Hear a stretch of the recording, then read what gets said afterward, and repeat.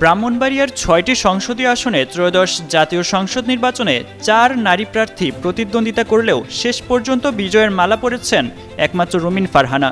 তিনি ব্রাহ্মণবাড়িয়া ২ আসন থেকে স্বতন্ত্র প্রার্থী হিসেবে বিপুল ভোটের ব্যবধানে জয়লাভ করে জেলার ইতিহাসে প্রথম সরাসরি নির্বাচিত নারী সংসদ সদস্য হওয়ার গৌরব অর্জন করেছেন।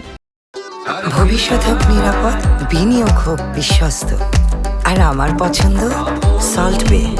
ওয়েলকাম টু সল্ট বে। নির্বাচনে হাঁস প্রতীক নিয়ে প্রতিদ্বন্দ্বিতা করে রুমিন ফারহানা পেয়েছেন ১,১৮,৫৪৭ ভোট।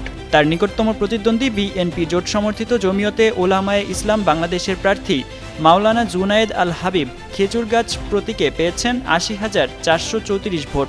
প্রায় ৩৮,০০০-এর বেশি ভোটের ব্যবধান রুমিন ফারহানার বিজয়কে করেছে আরও তাৎপর্যপূর্ণ। বিশ্লেষকদের মতে রুমিন ফারহানার এ বিজয় শুধু একটি আসনের জন্য নয়, এটি ব্রাহ্মণবাড়িয়ার রাজনীতিতে নারী নেতৃত্বের উত্থানের প্রতীক।